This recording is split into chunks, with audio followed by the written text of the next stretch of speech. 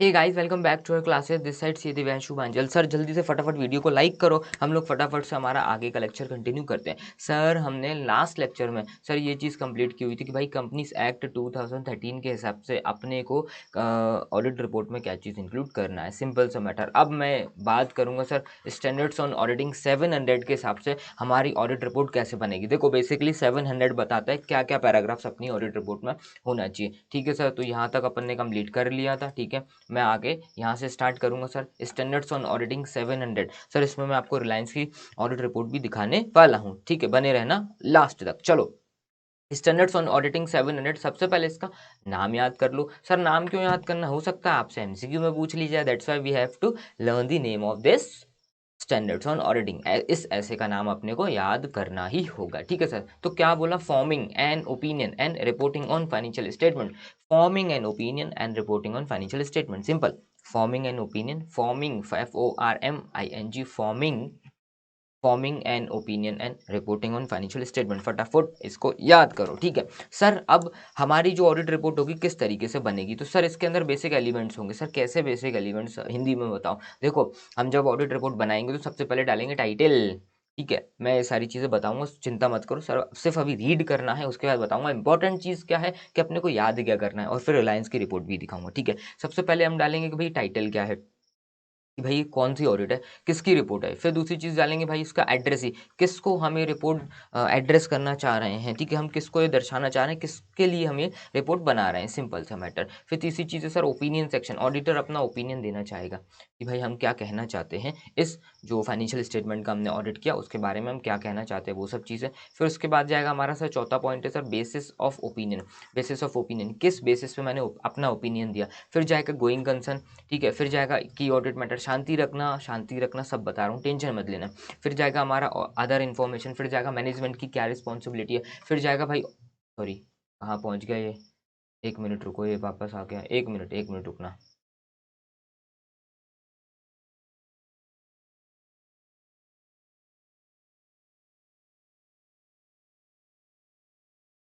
आज ये लैपटॉप गड़बड़ कर रहा है बहुत टाइम से।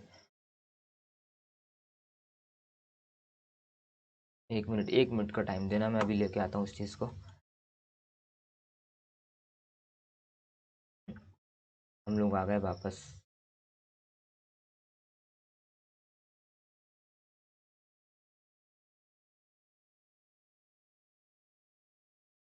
चलिए चलिए चलिए चलिए चलिए, ठीक है। उसके बाद एक सेकंड रुको, ये ब्लर दिख रहा है, एक सेकंड, चलो अपने आप ऑटोमेटिक सही हो जाएगा। सर फिफ्थ पॉइंट पे गोइंग कंसर्न लिखा हुआ है, सिक्स्थ पॉइंट पे की ऑडिट मैटर, ऑटोमेटिक सही होगा। शायद ये ब्लर दिख रहा है, सबको ब्लर दिख रहा है, मेरे को भी दिख रहा है यहाँ पे, ऑटोमेटिक ठीक हो जाएगा ये लैपटॉप क्या है, नाटक कर रहा है सुबह से ही। ठीक है, i5 है, उसके बाद भी नाटक कर रहा है।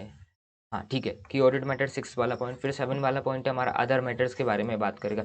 एट्थ वाले पॉइंट में ये बताएगा मैनेजमेंट की क्या रिस्पॉन्सिबिलिटी है। नाइन्थ वाले पॉइंट में बताएगा ऑडिटर की क्या रिस्पॉन्सिबिलिटी है। इस तरीके से अपने को पैराग्राफ डालना होगा। फिर सिक्स्थ वाले पॉइंट में बताएगा कि अदर कुछ रिपोर्टिंग रिक्वायरमेंट है वो बता दो। फिर 11th वाला पॉइंट डालेगा, मतलब हेडिंग डालेगा, साइन करेगा, फिर डेट डालेगा, फिर प्लेस बताएगा। सर ये 13 पॉइंट्स होते हैं। सर याद क्या करना है, देखो 13 के 13 पॉइंट डायरेक्ट नहीं पूछेगा कि पूरी ऑडिट रिपोर्ट के सब कुछ लिखो। ठीक है, इसमें से पूछेगा चार चीज़ें।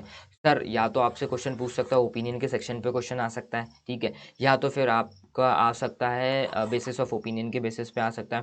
फिर आ सकता है अपना ऑडिटर की क्या रिस्पॉन्सिबिलिटी, उस बेसिस पे आ सकता है। सर ये क्वेश्चन पहले आया भी है दिसंबर 22 में 6 मार्क का। ठीक है, ऑडिटर की रिस्पॉन्सिबिलिटी बताना है, उसके बाद ये ज़्यादा किसी काम के नहीं। ठीक है सर, इस तरीके से हमारी ऑडिट की रिपोर्ट होती है। अब मैं सर आपको रिलायंस की, बोले तो मुकेश अंबानी, बोले तो मोटा भाई की आपको रिपोर्ट में दिखा देता हूँ। ठीक है, चलिए आ जाओ, मैं ये रिलायंस की रिपोर्ट खोल रहा हूँ, एक सेकंड का टाइम दो मेरे को बस।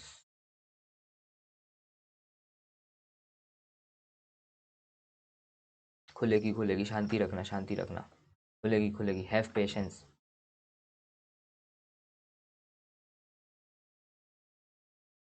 चलिए सर, ये खुल चुकी है हमारी ऑडिट रिपोर्ट। ये रिलायंस की एनुअल रिपोर्ट है सर, इसके अंदर सब कुछ मसाला दे रखा हुआ है। सर ये इनका कंटेंट है कि भाई किस पे क्या दे रखा है। पेज नंबर 2 पे देखेंगे तो इनका ऑडिट का सॉरी कंपनी की इन्फॉर्मेशन दे रखी हुई है, ठीक है। ऐसी करके स्टैंड अलोन फाइनेंशियल स्टेटमेंट, ये जो रिलायंस है उसकी फाइनेंशियल स्टेटमेंट के बारे में बात किया। फिर इन्होंने कंसोलिडेटेड फाइनेंशियल स्टेटमेंट के पेज नंबर दे रखा हुआ है। मैंने आपको बताया था स्टैंड अलोन फाइनेंशियल स्टेटमेंट क्या होता है और कंसोलिडेटेड फाइनेंशियल स्टेटमेंट क्या होता है। थोड़ा सा जूम कर रहा हूँ, कुछ अगर नहीं दिख रहा हो, ठीक है सर। अब आपको विजिबल होगा प्रॉपर। चलिए ठीक है, तो सर कंसोलिडेटेड फाइनेंशियल स्टेटमेंट क्या होता है सर, और स्टैंड अलोन फाइनेंशियल स्टेटमेंट क्या होता है वो मैं आपको बता दे रहा हूँ। सर ये इंडेक्स दे रखा पूरा एनुअल रिपोर्ट, मतलब इसमें balance sheet, profit and loss account सब कुछ दे रखा हुआ है। ऑडिटर की रिपोर्ट भी दे रखी हुई, देखो 58 पेज नंबर पे दे रखी हुई स्टैंड अलोन की दे रखी हुई है। और ये 96 पे दे रखा हुआ है हमारा कंसोलिडेटेड फाइनेंशियल स्टेटमेंट की। सर स्टैंड अलोन का मतलब क्या, सिर्फ जितनी जो सर ऑडिट जो रिलायंस की कंपनी है ना उसकी बैलेंस शीट दे रखी हुई है, ठीक है। और कंसोलिडेटेड में क्या दे रखा होता है सर, इसकी जितनी भी सब्सिडरी वगैरह सबको इकट्ठा करके और खुद की फाइनेंशियल स्टेटमेंट को इकट्ठा करके पूरा कंसोलिडेट करते हैं, इकट्ठा बनाते हैं, ठीक है। उसको बोलते हैं कंसोलिडेटेड फाइनेंशियल स्टेटमेंट। सर अपन यहाँ पे चलो नीचे आते पेज नंबर 2 पे। चलो ये थोड़ा थोड़ा सा इन्फॉर्मेशन दिखा देता हूँ आपको। रिलायंस इंडस्ट्री इंफ्रास्ट्रक्चर रिलेटेड है, sorry Reliance Industrial Infrastructure limited करके ये सर कंपनी है, रिलायंस कंपनी, मोटा भाई की सिंपल। सर कंपनी की कुछ इन्फॉर्मेशन दे रखी हुई है। सर देखो देखो देखो देखो देखो देखो क्या दे रखा हुआ है, एक नॉन एग्जीक्यूटिव चेयरमैन है, ठीक है। सर एक बात बताओ, ये इन्फॉर्मेशन दे रखी हुई है, बैलेंस शीट भी है सर, पी एंड एल सब कुछ दे रखा हुआ है। सर आपके पास कहाँ से आई, देखो आप इसकी वेबसाइट से निकाल सकते हो रिलायंस कंपनी की, या गूगल पे डाल देना ऑटोमेटिक दिख जाएगी, या फिर आप एनएससी बीएससी की वेबसाइट से आप निकाल सकते हो। सर ये क्यों अवेलेबल होती है वहाँ पे, देखो सर ये पब्लिक कंपनी, सिंपल सा मैटर है, इसका शेयर्स क्या लिस्टेड है, ठीक है।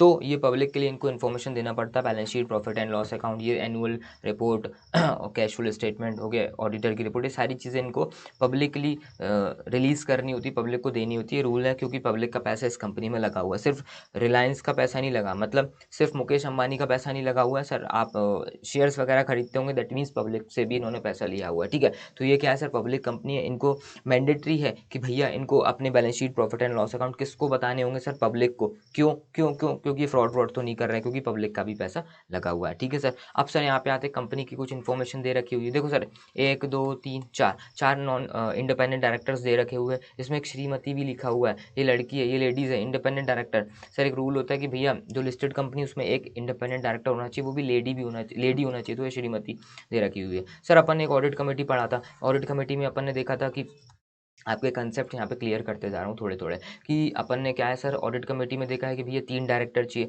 3 में से मेजोरिटी क्या इंडिपेंडेंट डायरेक्टर चाहिए, इंडिपेंडेंट डायरेक्टर चाहिए, मतलब 3 में से मतलब कि 2 मिनिमम 2 इंडिपेंडेंट डायरेक्टर अपने को चाहिए पड़ेगा, ठीक है। तो यहाँ पे देखो सर ऑडिट कमेटी है, इसमें कौन कौन है भाई, ये है चंद्र राज मेहता, मैं हाईलाइट भी कर देता हूँ यहाँ पे आपको, पहले जूम करता हूँ हल्का सा, ठीक है। अब अपन हाईलाइट करेंगे, ठीक है सर। कौन है सर ये चंद्रराज मेहता करके सर चेयरमैन है यहाँ पे। चंद्रराज मेहता कौन है सर, इंडिपेंडेंट डायरेक्टर। फिर हमारा ए सिद्धार्थ करके, ये ए सिद्धार्थ करके यहाँ पे कौन है, इंडिपेंडेंट डायरेक्टर, मतलब 2 इंडिपेंडेंट डायरेक्टर।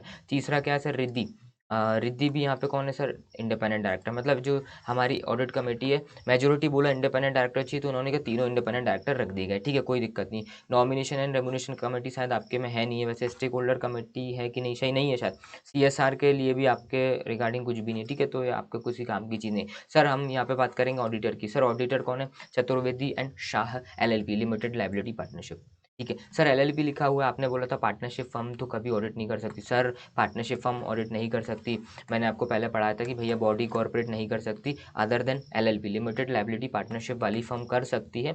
इंडिविजुअल कर सकता है, पार्टनरशिप फर्म कर सकती है, लिमिटेड लाइबिलिटी पार्टनरशिप फर्म कर सकती है, ऑडिट किसी भी कंपनी का इसके अलावा कोई नहीं कर सकता। बाकी सर ये इसका रजिस्टर्ड ऑफिस दे रखा हुआ है, ठीक है सर। अब अपन आते हैं सर पेज नंबर 96 पे, ठीक है सर, मैं फटाफट से लेके आता हूँ।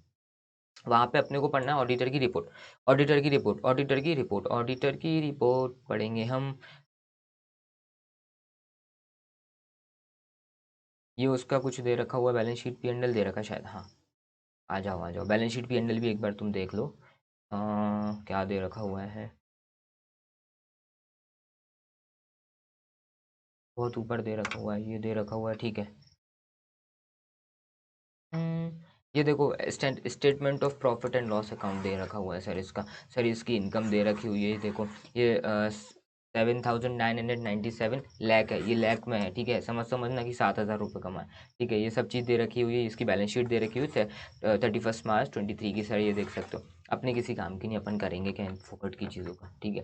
चलो आ जाओ, मैं जा रहा हूँ 95 पेज नंबर पे, इन्होंने क्या, ऑडिटर ने अपनी रिपोर्ट दी हुई है, सर अपने को ऑडिट रिपोर्ट पढ़ना है, फटाफट से मैं लेके आता हूँ, 95 पेज नंबर पे है।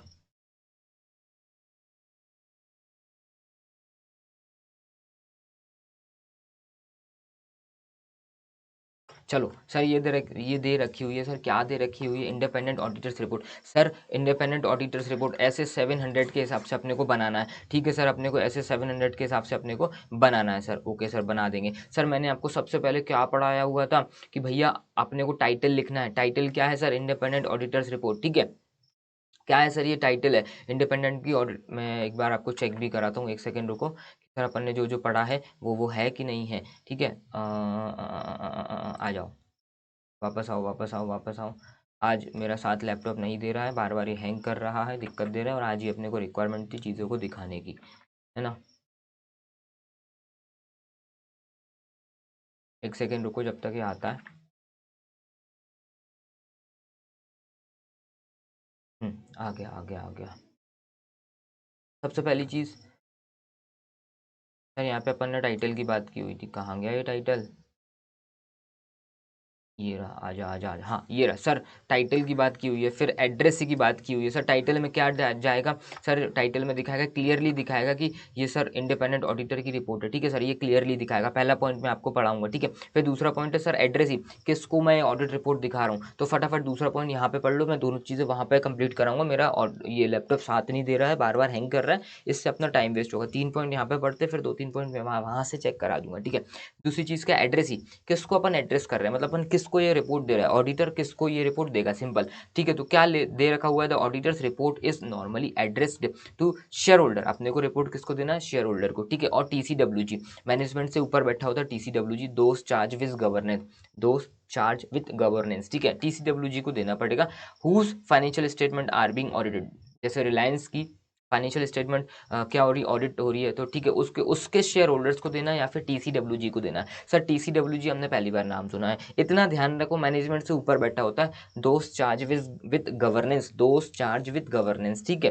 तो 2 पॉइंट, फिर तीसरा पॉइंट है सर ओपिनियन सेक्शन है, ठीक है। फिर चौथा पॉइंट क्या अपने बेसिस ऑफ ओपिनियन सेक्शन, अब अपन वहां पे लेके चलते हैं चारों पॉइंट से रिलेटेड। चलो आ जाओ, मैं वहां पे लेके आया हूँ, उम्मीद करता हूँ कि ये हैंग नहीं करेगा, ठीक है। सर हमने पहला पॉइंट पढ़ा title, sir independent auditors report है, ठीक है, ये टाइटल हुआ। फिर एड्रेस ही किसको दे रहे हैं, to the member of Reliance Industrial Infrastructure Limited, to the member of, member कौन होते हैं, शेयर होल्डर मेंबर होते हैं, मतलब ये एड्रेस करना चाह रहे हैं, ये रिपोर्ट किसको देना चाह रहे हैं, शेयर होल्डर को देना चाहते हैं। जब आप सर स्कूल में थे तो आप लिखते थे टू प्रिंसिपल, नीचे लिखते थे ना टू प्रिंसिपल, हमारा स्कूल, फिर लिखते थे आई वेक टू से दैट कल क्या बोलते उसको, सर मेरे को फीवर है मैं नहीं आ सकता, तो किसको आप क्या लिखते थे, टू प्रिंसिपल,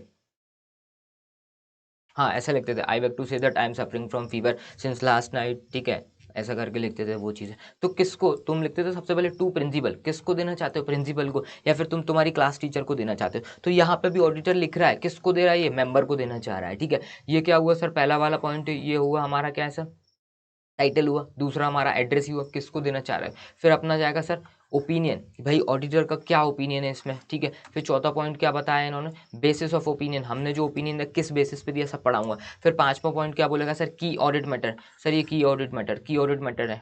फिर सिक्स्थ वाला पॉइंट यहाँ से ये सर की ऑडिट मैटर वगैरह भी वगैरह ही चल रहा है। फिर जाएगा हमारा क्या, गोइंग कंसर्न, गोइंग कंसर्न जब बताना है जब गोइंग कंसर्न खतरे में हो, क्या होता है बता दूंगा, टेंशन मत लो, ठीक है।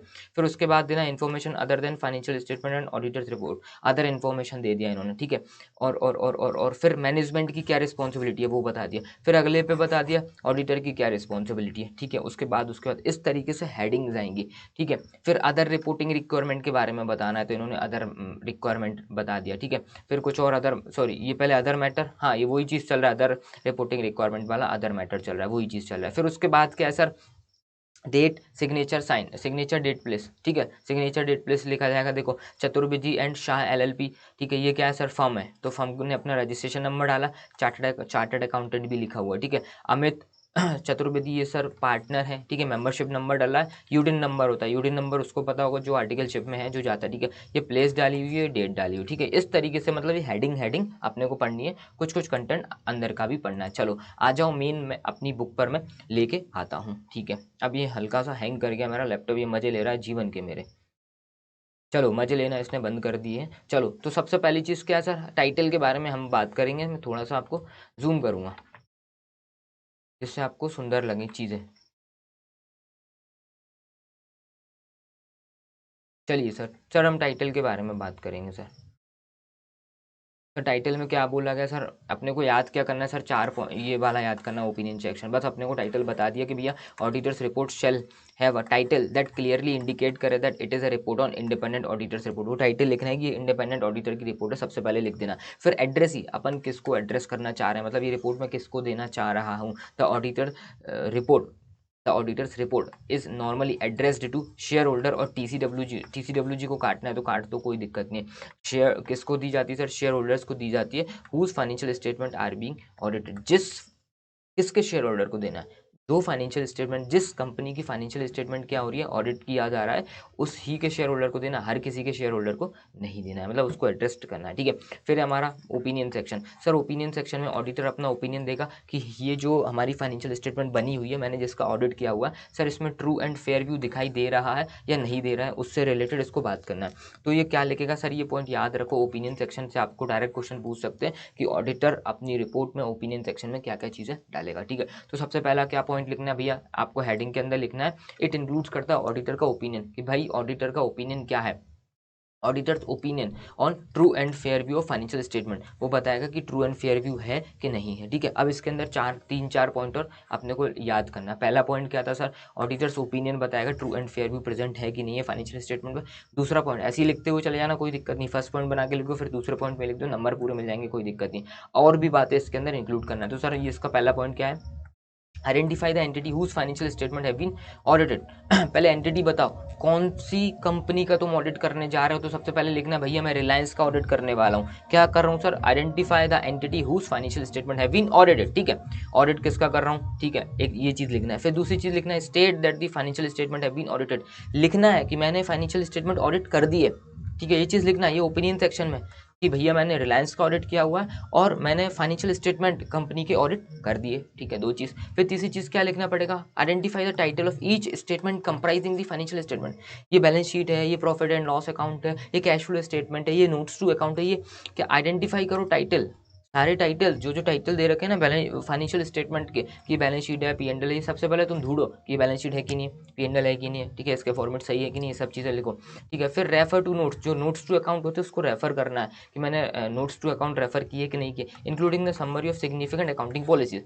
ये अपने ओपिनियन सेक्शन में लिखेगा कि मैंने नोट्स टू अकाउंट को रेफर किए कि नहीं किए, सारी चीज़ें चेक की कि नहीं की गई, अकाउंटिंग पॉलिसीज चेक की कि नहीं की गई, वो सब लिखेगा अपने ओपिनियन सेक्शन में। पांचवा पॉइंट स्पेसिफाई करेगा डेट और पीरियड फॉर विच, जिसका तुमने ऑडिट किया हुआ है, ठीक है। स्पेसिफाई करेगा डेट और period covered by each financial statement comprising the financial statement, या फिर इतना सा लिख सकते हो, स्पेसिफाई द डेट और period for which financial statement have been audited. अगर ये तुम्हें नहीं लिखना है तो डायरेक्ट लिख दो, स्पेसिफाई द डेट और पीरियड, स्पेसिफाई करना डेट और period for which the financial statement have been audited, जिस फाइनेंशियल ईयर का तुमने ऑडिट किया हुआ उसकी डेट डाल दो, बात खत्म। ये सर था ओपिनियन सेक्शन, ये अपने को याद करना है। फिर जाता है हमारा बेसिस ऑफ ओपिनियन, जो तुमने ऊपर ओपिनियन दिया हुआ है किस बेसिस पर दिया हुआ है, ठीक है, किस नियम को पालन करते हो, किन किन चीज़ों को ध्यान में रखते हुए तुमने अपना ओपिनियन दिया हुआ है। तो सर पहली चीज़ क्या बोला गया कि भैया auditors report shall include the basis of opinion, वो हेडिंग डालना पड़ेगा बेसिस ऑफ ओपिनियन।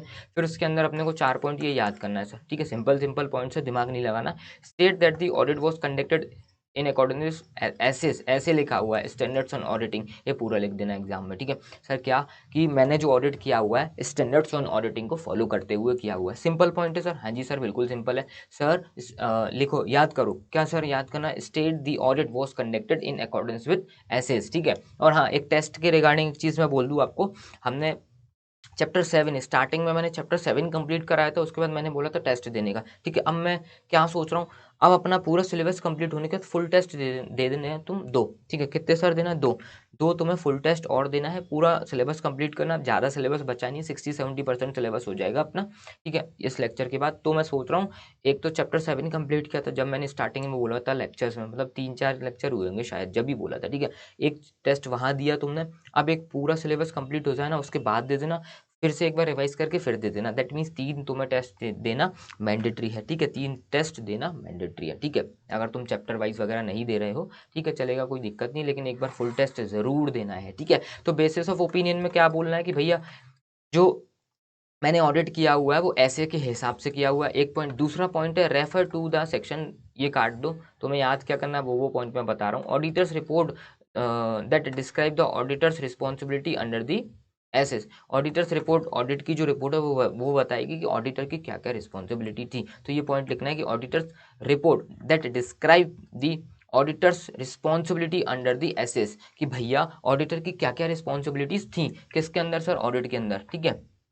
ऑडिट के अंदर ऑडिट करते टाइम पे या फिर ऑडिट रिपोर्ट में ऑडिटर की क्या क्या रिस्पॉन्सिबिलिटी थी as per standards on auditing के हिसाब से, ठीक है। 2 पॉइंट अपने लैंग्वेज में मत लिखना दादा, ये जो लिखा हुआ है इस टाइप से ही लिखना है अपने को, ठीक है।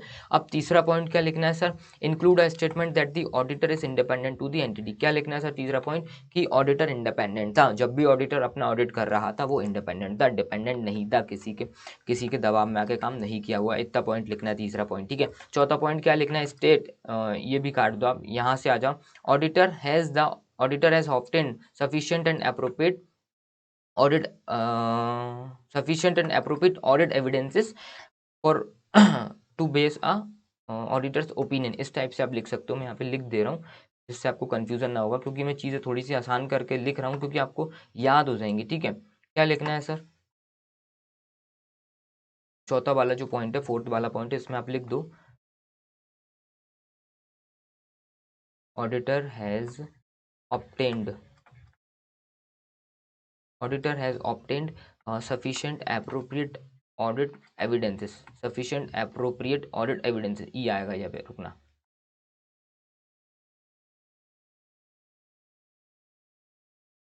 यहाँ पे ई कर लेना, ठीक है। sufficient appropriate audit evidences auditor has obtained Sai, ठीक है, टू बेस ओपिनियन, ठीक है, OPINION। ये जो लास्ट वाला पॉइंट है ये लिख देना। सर आपने ये चेंज क्यों कराया है? सर आप पहले ही लिख देते। देखो मैं नहीं चाहता हूँ चीज़ों को चेंज करना, यहाँ याद रखना। तुम ये पॉइंट याद कर लोगे क्या? याद कर सकते हो तो कर लेना, नहीं कर पाओगे तो मैंने सिंपल वाला पॉइंट दे दिया।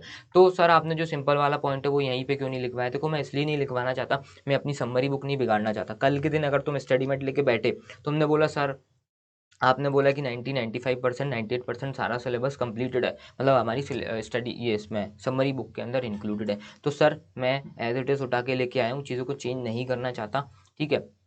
इसलिए मैंने यहाँ पे वो चीज़ें डाली हुई हैं जो हमारी बुक के अंदर दे रखी हुई हैं। लेकिन अब अपने से याद नहीं होता, एज ए स्टूडेंट मैं तुम्हें पढ़ा रहा हूँ भाई, मेरे से भी चीज़ें याद नहीं होती थी, तो अपन किस तरीके से ईजी कर सकते हैं जिसमें अपने को नंबर अच्छे खासे मिल जाएंगे, इसमें आपका मार्क्स नहीं कटेगा, सिंपल बात है, ठीक है। अब अपनी लैंग्वेज में तुम लिखोगे तो नंबर काटेगा वो, ठीक है। जितना सिंपल हो सकता है उतना मैं सिंपल लेके तुम्हें जा रहा हूँ, इससे ज़्यादा सिंपल तुम मत प्लीज़ करना, ओके। चलो ठीक है, 4 पॉइंट अपने को याद करना था, अपन ने चारों के चारों पॉइंट याद कर लिए। चलो अब अपन आगे जाते हैं। सर फिफ्थ वाला पॉइंट बहुत आसान है सर, बहुत आसान है सर। क्या बोला गया सर? गोइंग कंसर्न के बारे में बता दो सर, आप गोइंग कंसर्न के बारे में बता दो सर। गोइंग कंसर्न के बारे में बोला गया, गोइंग कंसर्न लिख के यहाँ पे लिख देना 570 के हिसाब से हम बात करेंगे, वैसे आएगा नहीं क्वेश्चन में। इन्होंने क्या बोला गोइंग कंसर्न के लिए कि auditor shall report as per standards on auditing 570, मतलब 570 जो बोलेगा उस हिसाब से काम करना है। गोइंग कंसर्न में ये बोला गया है कि देखो अगर कंपनी क्या है, फॉर एग्जाम्पल बर्बाद हो चुकी है, इंसॉल्वेंट होने के कगार पर, या फिर कुछ जैसे नोकिया का फ़ोन था, अब नोकिया का फ़ोन मार्केट में आउट ऑफ डेट हो गया भैया, आउटडेटेड हो चुका है क्योंकि एंड्रॉइड का ज़माना आ गया। तो क्या अगर मैं नोकिया की बैलेंस शीट बना रहा हूँ तो मैं नेक्स्ट ईयर से मुझे पता है इसकी सेल्स बिल्कुल होनी ही नहीं है, क्यों नहीं होनी? क्योंकि आउटडेटेड चीज़ें बेच रहा है, चलनी नहीं है, कंपनी अपने आप बंद होनी है। तो मैं यहाँ पे गोइंग कंसर्न का एक जो हेड पॉइंट होगा उसके अंदर लिखूंगा इसका गोइंग कंसर्न खतरे में है क्योंकि इसकी सेल्स इतनी नहीं हो रही है, या फिर गवर्नमेंट ने कुछ नया रूल्स रेगुलेशंस लेके आया हो गया है कि भैया जो भी हमारी जो इंडस्ट्री है, अगर शहर के बीचों बीच है, अगर फॉर एग्जाम्पल मान के चलो मेरी शहर के बीचों बीच एक इंडस्ट्री है, ठीक है, तो अब गवर्नमेंट बोलती जितनी भी शहर के बीचों बीच इंडस्ट्री है वो इंडस्ट्रीज़ के ऊपर हम बैन लगाने वाले हैं अगले साल से। तो अपना गोइंग कंसर्न खतरे में कि भैया मेरी अगर फैक्ट्री बंद हो जाएगी, मेरी इंडस्ट्री बंद हो जाएगी तो मैं क्या करूँगा, ठीक है। तो वो अगर अगर ऐसा कुछ है कि मेरा नेक्स्ट ईयर आने वाले टाइम में बोले तो next year, next financial year से अगर मेरी दुकानदारी बंद हो रही है तो ऑडिटर तुम इसमें लिख देना, गोइंग कंसर्न में लिख देना कि भाई इसकी दुकानदारी बंद होने वाली है। उस हिसाब से तुमको अपनी ऑडिट रिपोर्ट तैयार करनी होगी और balance sheet P and L भी उसी हिसाब से बनाएंगे कि भाई अपनी दुकानदारी बंद हो रही है। तो ऐसा कुछ है तो प्लीज़ गोइंग कंसर्न जो दिखा हुआ है इस हेड पॉइंट के अंदर डाल देना। तो यहाँ पे अभी इन्होंने ऑडिट रिपोर्ट में अपने लिए क्या बोला गया कि गोइंग कंसर्न जो बोला गया हुआ है ना, auditor shall report as per standards on auditing 570 कि भैया 570 देख लेगा। 570 क्या देख लेगा, मैंने जो आपको बताया कि भैया नेक्स्ट ईयर अगर हमारी दुकानदारी बंद हो रही तो किस टाइप से रिपोर्टिंग करनी है, ठीक है। फिर की ऑडिट मैटर, तो की ऑडिट मैटर भी अपने को याद नहीं करना है। की ऑडिट मैटर सर क्या होता है, मैं सिर्फ आपको बता दे रहा हूँ। वो मैटर होते हैं जैसे कि जो हमारी जो ऑडिटर की रिपोर्ट है, मैंने आपको बताया बहुत बड़ी होगी, बहुत पन्ने की होगी, ठीक है। तो बहुत सारे करीबन जो एनुअल रिपोर्ट जो इतनी मोटी होती है, मतलब जो balance sheet, P and L, board of director की रिपोर्ट, ऑडिटर की रिपोर्ट, कैश फ्लो स्टेटमेंट, ये सारी चीज़ें, नोट्स टू अकाउंट, ये सारी चीज़ें क्या इतना बंडल बन जाएगा, ठीक है। 100, 125, 150 पेजेस का बंडल बन जाएगा। तो अब की ऑडिट मैटर विशेष कुछ पॉइंट्स होते हैं जो जैसे फॉर एग्जाम्पल बैलेंस शीट में कुछ लफड़ा है, कोई भी दिक्कत है, कुछ ऑडिटर चाहता है कि शेयर होल्डर का ध्यान इस तरफ जाए, तो की ऑडिट मैटर एक हेड पॉइंट है 6 नंबर के पॉइंट में, उसमें डाल देगा ये चीज़ पे प्लीज़ ऑडिटर मतलब शेयर होल्डर इस पर आप अपना ध्यान दें, वो पॉइंट वहाँ डाल देगा, ये विशेष पॉइंट है, इस पर आप प्लीज़ ध्यान दें, ठीक है। ये ऑडिटर लिख के देगा कि शेयर होल्डर प्लीज़ इस चीज़ पे आप ध्यान दे दें। उसको बोलते हैं की ऑडिट मैटर। तो अपने को पढ़ना क्या है, अपने को सिंपल सा मैटर है, अपने को पढ़ना है कि भैया auditor shall communicate key audit matter as per standards on auditing 701, 701 के हिसाब से ऑडिटर की ऑडिट मैटर बता देगा। बस अपने को कुछ भी नहीं पढ़ना, आने के चांसेस बिल्कुल भी नहीं इसमें से, ठीक है। फिर अदर इन्फॉर्मेशन है, तो अदर इन्फॉर्मेशन में क्या बोला गया, auditor shall report as per standards on auditing 720।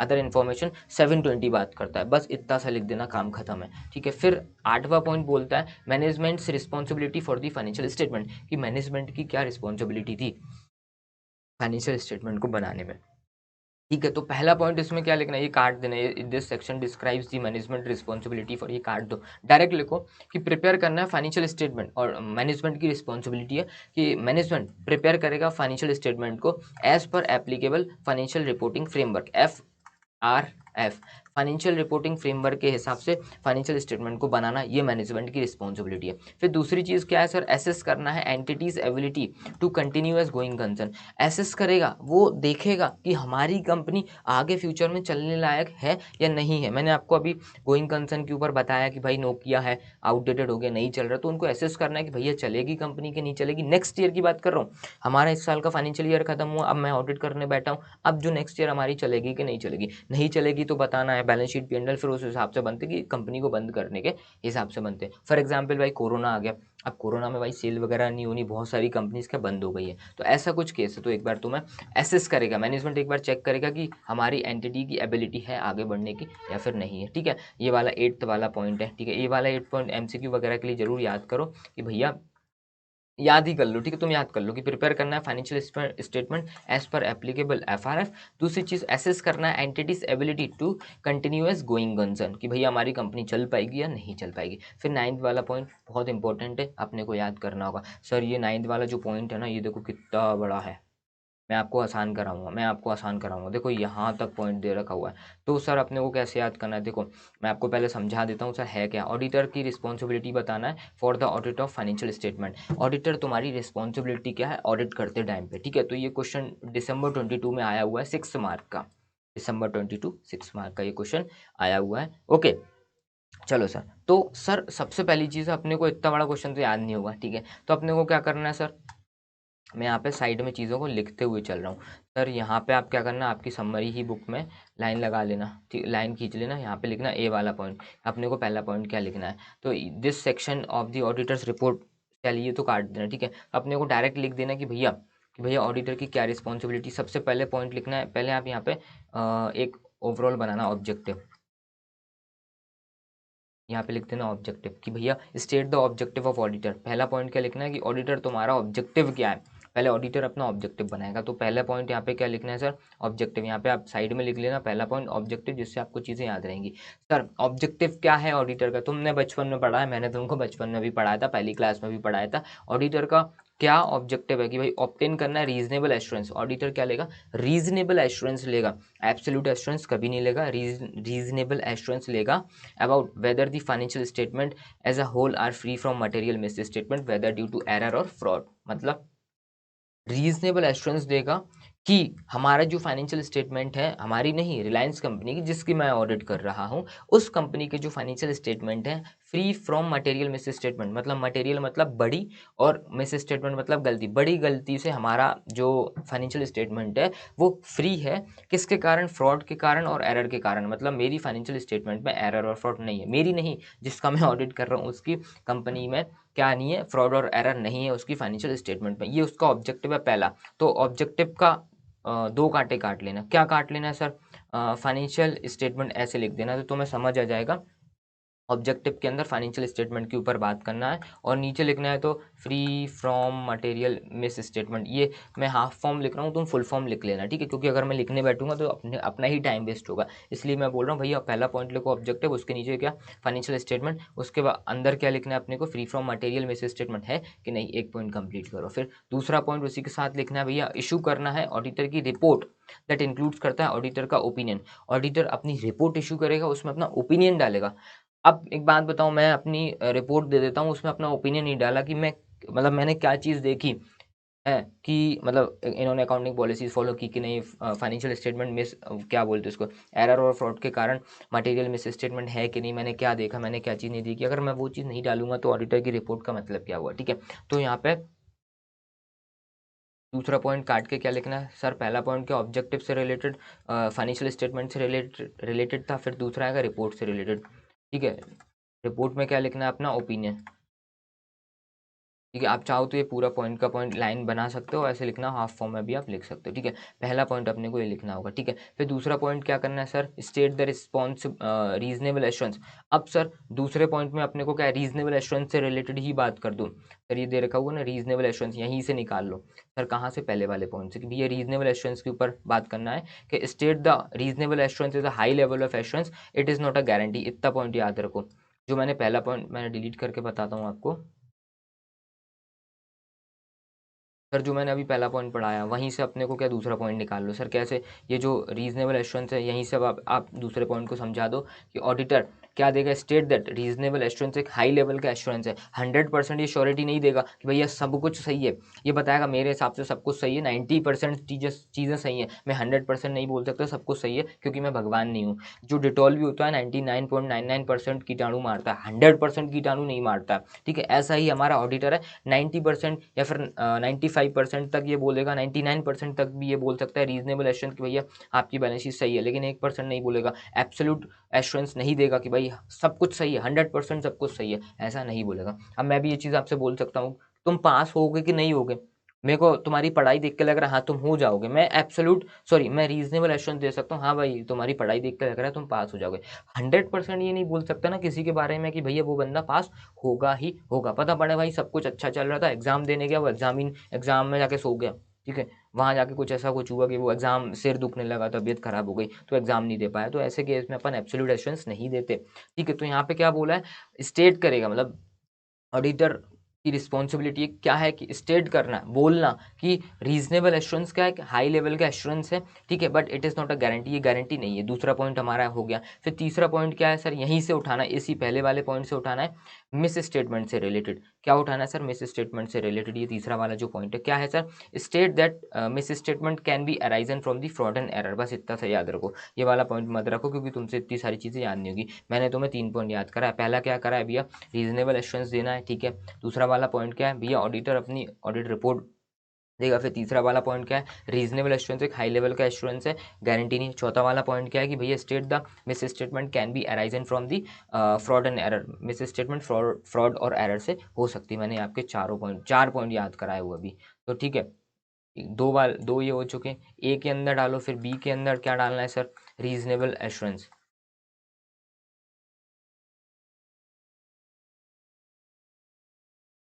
Reasonable assurance से रिलेटेड ये अपना बात करेगा। फिर सी वाले पॉइंट के अंदर क्या डालना है सर, मिस स्टेटमेंट के बारे में बात करना है। ठीक है, अब तुम पूरा लिखना है तो लिख सकते हो, हाफ फॉर्म में भी काम कर सकते हो। ओके सर, चलो 3 पॉइंट हो चुके हमारे। फिर और अदर रिस्पॉन्सिबिलिटी भी है, तो तुमने 1 2 हमारे कितने सी पॉइंट हो गए। अब आप डी वाले पॉइंट में आ जाओ, चाहे आप नंबरिंग डाल देना चलेगा, कोई दिक्कत नहीं है, ABCD करके डाल दो, 1 2 3 4 करके डाल दो चलेगा। अब इन्होंने बोला कि और अदर रिस्पॉन्सिबिलिटी है, तो तुम अदर रिस्पॉन्सिबिलिटी का ये नाम तो हटा दो, डी पॉइंट करके आगे बढ़ते चले जाना। क्या करेगा सर, अब यहाँ पे छोटी चीज़ लिखो, यहाँ ये भी काट दो। फिर क्या लिखना है, ऑडिटर एक्सरसाइज करेगा प्रोफेशनल जजमेंट एंड मेंटेन करेगा प्रोफेशनल स्केप्टिसिज्म। तो सर यहाँ पे डी वाले पॉइंट में लिखना है professional judgement and professional scepticism. Sir इससे अपने को जल्दी याद हो जाएगा, professional judgement and professional scepticism, professional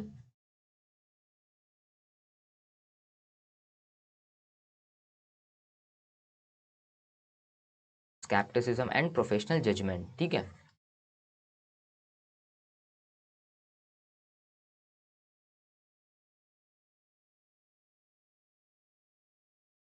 ठीक है, ये चौथे वाले पॉइंट में अपने को लिखना है कि भैया ऑडिटर ने एक्सरसाइज किया हुआ मतलब लगाया हुआ है professional judgement and professional scepticism. ठीक है, उसके बाद क्या करना है, और इन्होंने और आगे बोल दिया ऑडिटर की और रिस्पॉन्सिबिलिटी, तो अपन ई पॉइंट करके लिख देंगे। सर क्या लिखेंगे, आ जाओ मैं यहीं पे लेके आ रहा हूँ, ई पॉइंट करके आप लिख दो। सर क्या लिख दो कि असेस किया हुआ है risk of material miss statement. ठीक है, ये पॉइंट लिखो। फिर हाँ, auditor has obtained sufficient appropriate audit evidences, ये लिख दो।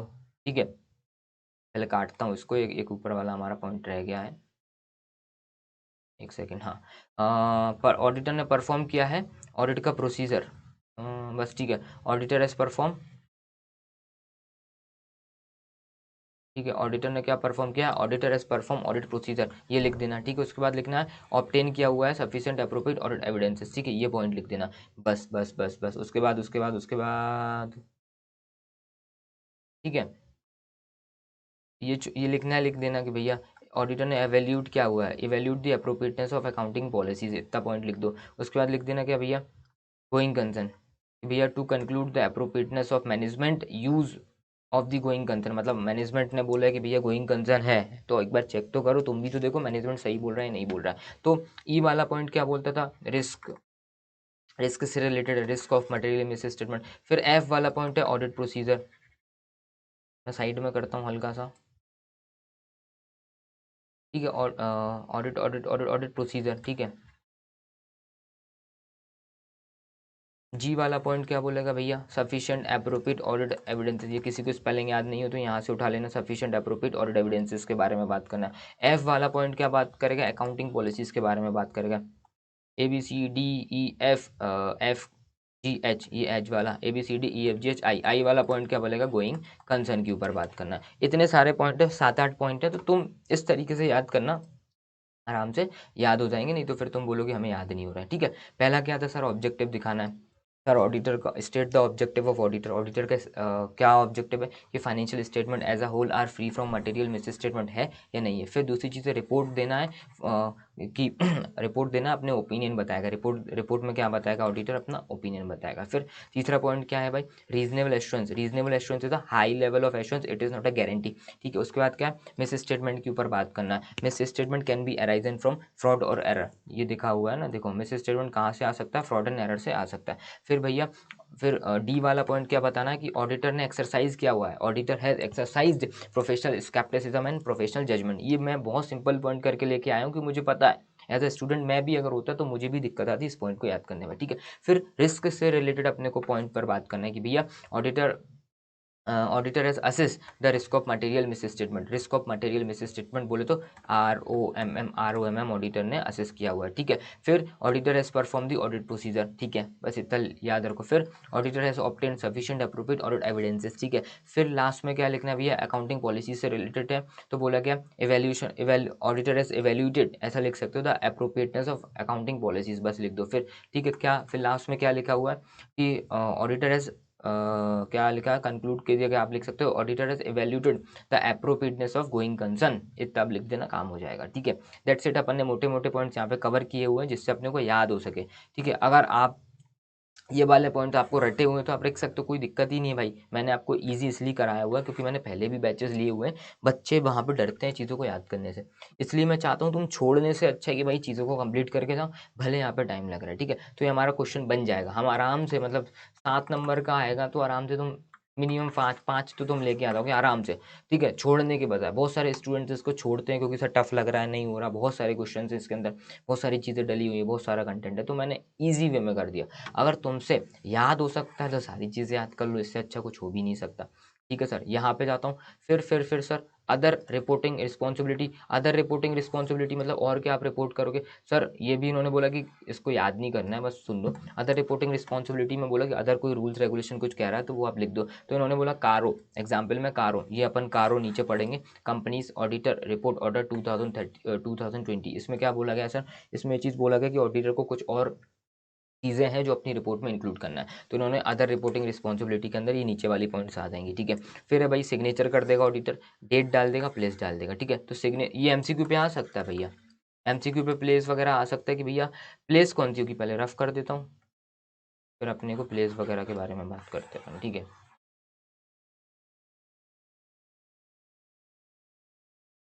चलो आ जाओ, सिग्नेचर के ऊपर बात करते हैं। तो the report shall be signed by the auditor in his personal name. जो ऑडिटर साइन करेगा खुद के नाम लिखना है, खुद का पर्सनल नेम लिखना है जिसने भी ऑडिट किया हुआ है। और अगर फर्म है, where the firm is appointed, जहाँ पे firm is appointed as a auditor, अगर फर्म अपॉइंट हुई है तो उसमें बोला गया the report is signed in the personal name of the auditor and in the name of the audit firm. मैंने अभी आपको बताया जो रिलायंस की अपन ने उठाई हुई थी ना, उसमें क्या है, फर्म ने ऑडिट किया हुआ था, तो फर्म का नाम भी आया और उस ऑडिटर का भी नाम आया जिसने उसका ऑडिट किया हुआ था। ठीक है, तो अगर आप इंडिविजुअल हैं, अगर इंडिविजुअल ने ऑडिट किया हुआ है तो खुद के नाम, खुद का नाम लिख दो, चलेगा। अगर आप फर्म ने अगर ऑडिट किया हुआ है तो फर्म का नाम भी लिखा होगा और जो जिस बंदे ने ऑडिट किया होगा उसका भी नाम आएगा। ठीक है, फिर डेट बोला गया सर, डेट क्या होना चाहिए, date no earlier than the date on which the auditor has obtained साई। मतलब ऑडिटर क्या ढूंढ रहा है, सफिशिएंट एप्रोप्रिएट ऑडिट एविडेंसेस ढूंढ रहा है। ठीक है, अब उससे पहले कि आप रिपोर्ट नहीं जनरेट कर सकते, सिंपल सा मैटर है। ठीक है, उन्होंने क्या बोला कि तुमने क्या बोलते हैं इसको, सफिशिएंट एप्रोप्रिएट ऑडिट एविडेंसेस, मतलब एविडेंसेस वगैरह ढूंढ लिए, सब कुछ तुमने काम कर लिया, उसके बाद की रिपोर्ट देना। तो एमसीक्यू में आ सकता है कि भैया डेट कब से पहले की नहीं होना चाहिए, सफिशिएंट एप्रोप्रिएट ऑडिट एविडेंसेस ढूंढ रहा है उससे पहले की डेट नहीं होना चाहिए। फिर लास्ट वन है प्लेस।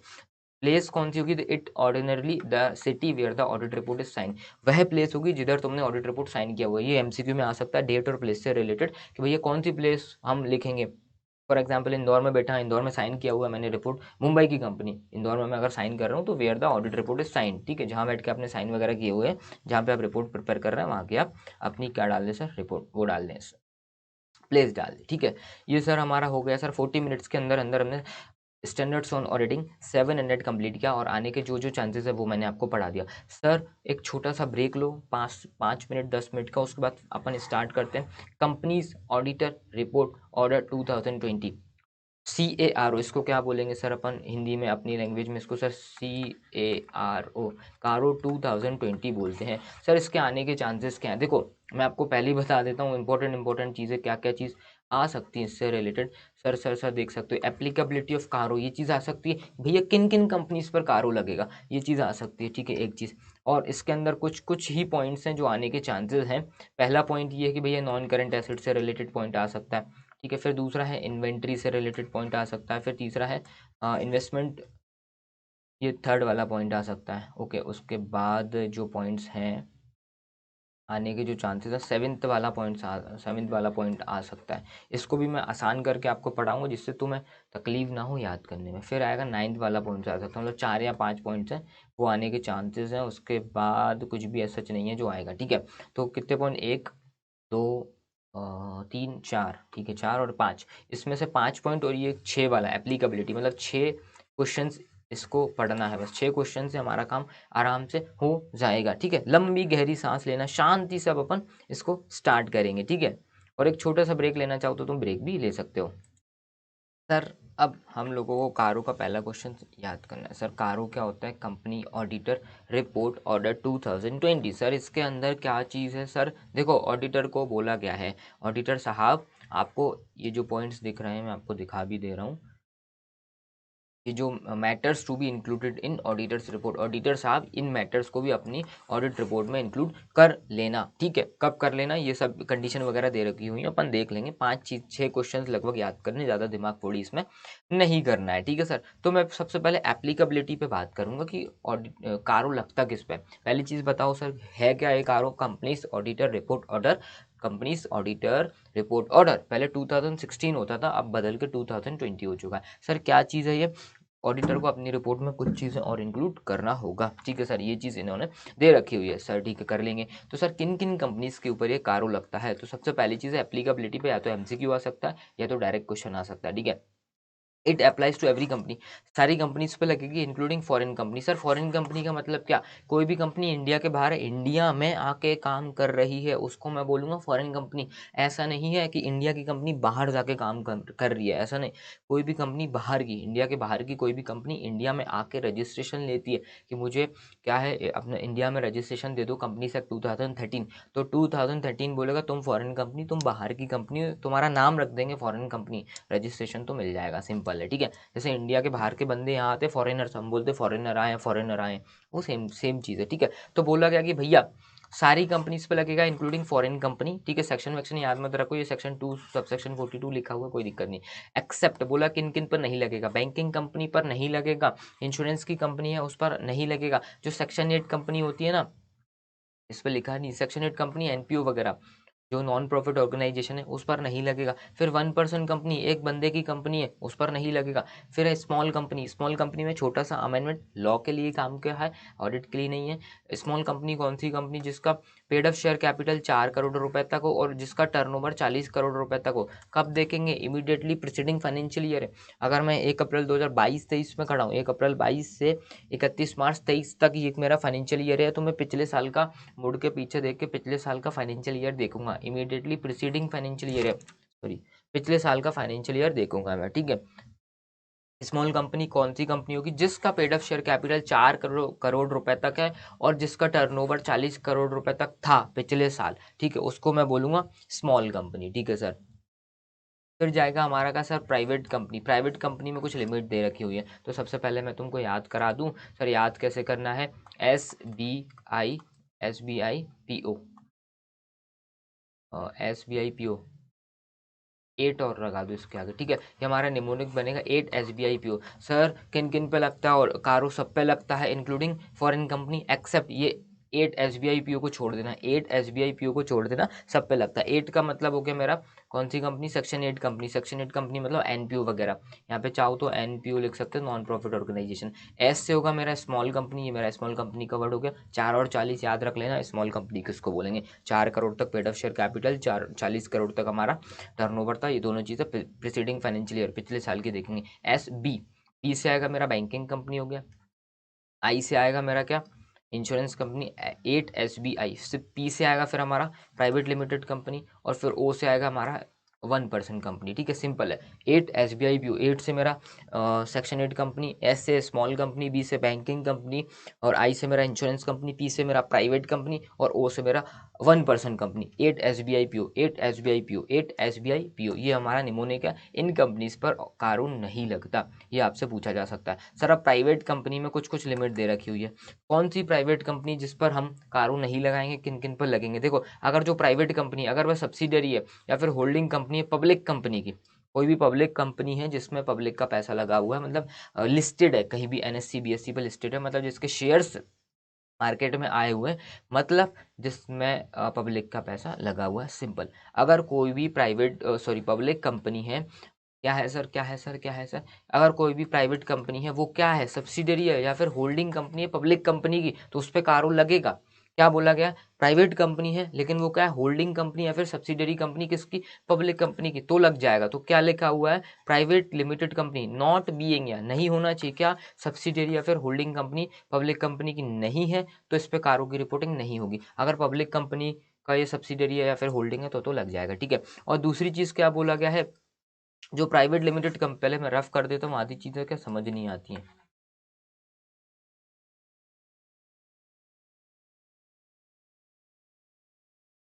चलो ठीक है, ये हमारा रफ हो गया सर।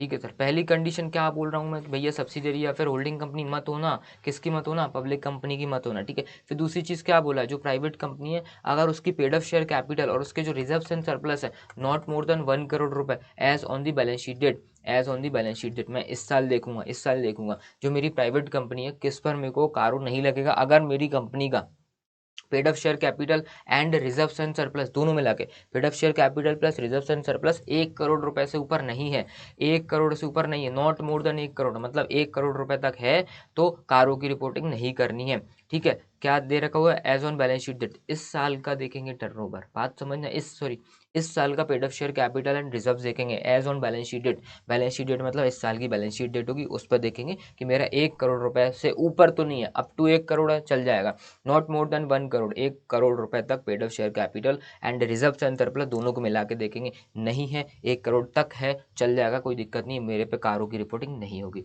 फिर दूसरा पॉइंट क्या बोला गया है, हाँ हमारी बोरिंग 1 करोड़ से ऊपर नहीं होना चाहिए, किससे, बैंक से हो या फिर कोई भी फाइनेंशियल इंस्टीट्यूशन हो, कब, eight any point of time during the financial year, ये सारी चीज़ें याद रखना, ये देखना अपने को बैलेंस शीट डेट पर, मतलब 31 मार्च को देखना है इस साल की, ठीक है। और ये जो बोरिंग वगैरह है एनी पॉइंट ऑफ टाइम देखना है, मतलब मैंने बैंक से पूरे साल भर में सिर्फ एक दिन के लिए 1 करोड़ से ऊपर रुपए लिया था, 1 करोड़ 2 लाख रुपए दिए थे, फिर मैंने वापस कर दिए, एक दिन के लिए था, तो मेरे पे कारों की रिपोर्टिंग हो जाएगी, सिंपल बोला गया।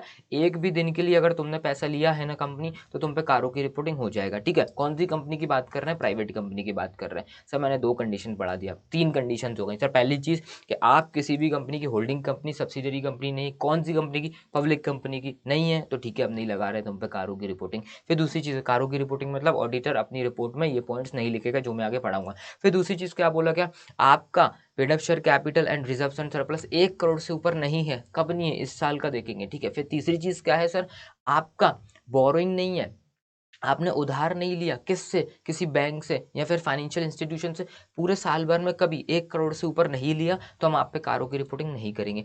चौथा पॉइंट क्या होगा सर, आपका जो रेवेन्यू है फ्रॉम कौन सा शेड्यूल 3 के हिसाब से आपका रेवेन्यू देखेंगे, आपका चाहे कंटिन्यूड ऑपरेशन हो, जो कंटिन्यू मतलब चल रहा है, कंटिन्यू ऑपरेशन जो काम काज चल रहा है उसका ऑपरेशन ले लो, या फिर डिसकंटिन्यूइंग ऑपरेशन, डिसकंटिन्यू का मतलब मैंने कोई बिजनेस धंधा वगैरह कुछ ऑपरेशन चल रहा था, कुछ काम वगैरह चल रहा था, वो बंद कर दिया, उसका भी क्या लेना है, रेवेन्यू लेना है, मतलब आपका टर्नओवर लेना है, वो 10 करोड़ से ऊपर नहीं होना चाहिए, क्या है सर, 10 करोड़ से ऊपर नहीं होना चाहिए during the financial year as per the financial statement, मतलब इस साल जो मेरा कंटिन्यूइंग ऑपरेशन है, जो कामकाज चल रहा है उसका भी रेवेन्यू उठाओ, जो बंद काम कर दिया इस साल उसका भी रेवेन्यू टोटल कर लो, वो 10 करोड़ से ऊपर नहीं है तो मेरे ऊपर कारों की रिपोर्टिंग नहीं होगी। सर याद कैसे करना है, एक एक 10 ऐसे याद करना है सर। कारों की रिपोर्टिंग कब नहीं है सर, प्राइवेट कंपनी में नहीं है, वो कौन सी नहीं होना चाहिए, होल्डिंग और सब्सिडरी नहीं होना चाहिए, पब्लिक कंपनी की, ऐसे याद करना है। दूसरी चीज़ क्या देखना है, एक एक 10, 1 करोड़ क्या नहीं होना चाहिए, 1 करोड़ से ऊपर, ये तीनों जो लिमिट है ऊपर वाली लिमिट है, 1 करोड़ से ऊपर नहीं होना चाहिए, not more than 1 crore, not more than 1 crore, not more then 10 crore, इस तरीके से याद करना है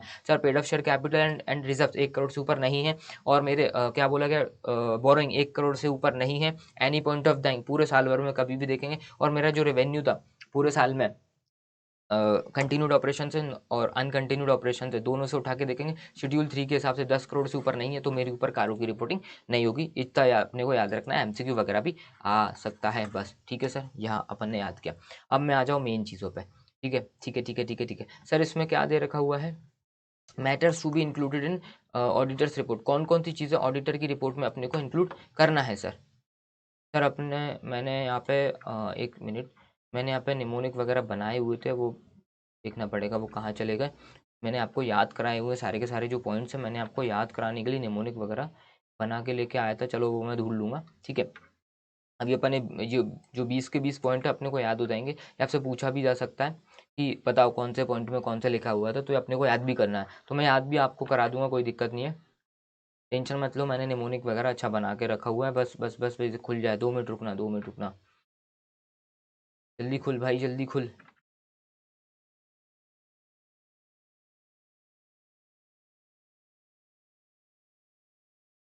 हम लोग थोड़े गलत आ गए, चलो वापस वापस वापस, नंबर 12 था।